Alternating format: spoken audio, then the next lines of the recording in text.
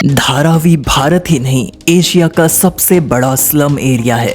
मुंबई में कुछ ख्वाहिशें पूरी तो कुछ अधूरी, पर सबको इतना देती हैं जो जरूरी है। तभी तो कहते हैं मुंबई खाली पेट किसी को सोने नहीं देता। जी हाँ दोस्तों, इतनी जान है ना मुंबई में कि वो मौत को हरा सकती है बार बार। तभी कहते हैं दिन रात जागती है मुंबई, शोहरत दौलत का नाम है मुंबई, हर किसी के लिए काम है मुंबई, लेकिन अपनी तो जान है मुंबई। जी हाँ दोस्तों, हर मुंबईकर की जान है मुंबई, सपनों के शहर मुंबई, जो मेरे हिसाब से भारत में रहने वाले हर इंसान के सपनों का शहर है, जो कि हर लेखक और फिल्म मेकर को कई खूबसूरत कहानी लिखने की प्रेरणा देता है। इस माया नगरी में हर कोई बड़े बड़े सपने और ख्वाब लेके आता है और मुंबई कई हद तक उन सपनों को पूरा भी करता है। जहाँ बड़ी बड़ी ऊंची इमारतें हैं, जहाँ बांद्रवर्ली सी लिंक से लेके कन्हेरी गुफा तक जा सकते हैं, जहाँ 10,000 करोड़ का कारोबार, वहाँ ऐसी भी लाइफ जीते हैं लोग जिसे जान के आप भी रह जाएंगे दंग। जी हाँ, मैं बात कर रहा हूँ भारत ही नहीं, एशिया के सबसे बड़े स्लम एरिया धारावी की, जो मुंबई की प्राइम लोकेशन में बसा है, जो कि सिर्फ 2 किलोमीटर के एरिया में फैला हुआ है और जहाँ की पॉपुलेशन जान के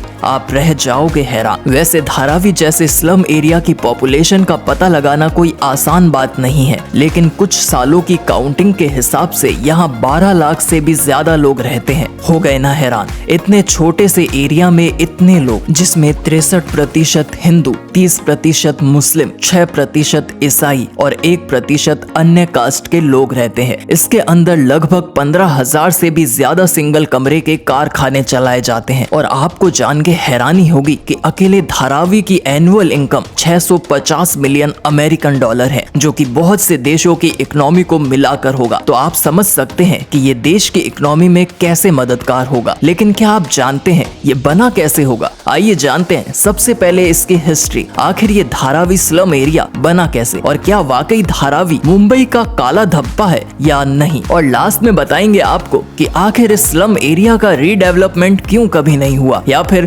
कभी होगा या नहीं। तो अंत तक इस वीडियो को जरूर देखिएगा। पहले जानते हैं धारावी की हिस्ट्री। आज जहां धारावी स्लम बसा हुआ है, वहां लगभग 18 सेंचुरी में एक आइलैंड हुआ करता था, जहां मछुआरे मछली पकड़ के अपना जीवन व्यापन करते थे। लेकिन धीरे धीरे उस आइलैंड का पानी सूख गया और वहां की जमीन दलदल हो गई। तब मछुआरों का काम बंद हो गया और लोग उस दलदल जमीन पे अपना घर बना के रहने लगे। पहले वहां बड़े बड़े घर बनते थे, लेकिन जैसे जैसे आबादी बढ़ने लगी, घर छोटे होने लगे और कुछ ही सालों में ये एशिया का सबसे बड़ा स्लम एरिया बन गया। तो ऐसे बना ये स्लम एरिया। चलिए आगे जानते हैं आखिर क्या है धारावी के वो अनसुने फैक्ट्स जो बताते हैं हमें कि वाकई क्या धारावी एक काला धब्बा है मुंबई का या नहीं। आइए जानते हैं, क्या धारावी एक काला धब्बा है मुंबई का या नहीं। बम बम बम बम्बई, बम्बई हमको जम गई, देख के ये बम्बई का नजारा दिल की धड़कन थम गई। गोविंदा का ये गाना हर एक मुंबईकर की दिल की धड़कन बन गया। और ऐसे ही दिन रात चलती मुंबई हर पल रंग बदलती है और ऐसे ही काले रंग से बनी है धारावी, जो मुंबई का वो डार्क हिस्सा है जो कि वेस्टर्न और सेंट्रल रेलवे लाइन के बीच में बना है, जो कि दुनिया का वो काला स्लम एरिया है जहाँ जाने से भी लोग डरते हैं। लेकिन जैसे हर सिक्के के 2 पहलू होते हैं, वैसे ही इस स्लम एरिया की कुछ खास बातें भी हैं। जैसे इसे प्लास्टिक, ग्लास वेस्ट रिसाइकलिंग का सबसे बड़ा एरिया माना जाता है, जो कि 25 लाख से भी ज्यादा लोगों को रोजगार देता है। यहाँ काम करने वाला मजदूर 10 से 15,000 तक हर महीने कमा लेता है, जो कि हमारे भारत के मिनिमम मजदूरी इनकम से कई अच्छा है। यहाँ धारावी रॉक बैंड नाम का एक बैंड है जो कि बहुत फेमस है। इस बैंड में 10 से 12 लड़के हैं जो कि कचरे बीनने का काम करते हैं। विदेशी लोग भी मुंबई में आके धारावी देखने जरूर जाते हैं। वैसे ये हैरानी वाली बात है कि ताजमहल और दिल्ली जैसे शहर की जगह वो धारावी को देखना काफी पसंद करते हैं। और यही वजह भी थी कि Oscar film winner slum dog Millionaire भी इसी स्लम में शूट की गई थी। और भी कई फिल्में जैसे दीवार, सलाम बॉम्बे, गली बॉय जैसी और कई फिल्मों की शूटिंग इस धारावी में ही हुई थी। तभी बॉलीवुड और धारावी का एक अटूट नाता है और इसलिए हम इसे मुंबई का काला धब्बा नहीं मान सकते। क्या धारावी का रीडेवलपमेंट कभी हो पाएगा?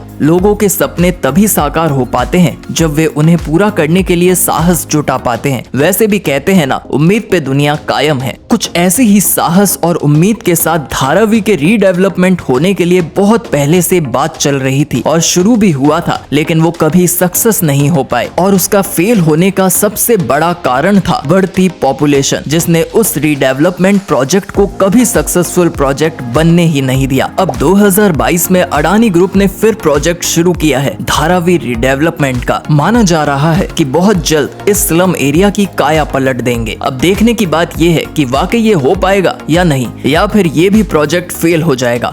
हम उम्मीद करते हैं कि इस महानगरी मुंबई का सबसे गंदा और सबसे पॉपुलेटेड स्लम एरिया बहुत जल्द एक साफ सुथरा एरिया बन जाए। दोस्तों, क्या आप कभी गए हैं धारावी स्लम एरिया में, या फिर आप वहीं रहते हैं? तो हमें कमेंट करके जरूर बताइएगा। अब वक्त हो गया है जाने का। हम फिर आएंगे आपसे मिलने ऐसे ही दिलचस्प और नॉलेजेबल वीडियोस लेके। और हाँ, जाते जाते चैनल को अपना प्यार और सपोर्ट देना मत भूलिएगा, लाइक, शेयर और सब्सक्राइब करके। तब तक के लिए धन्यवाद। जय हिंद।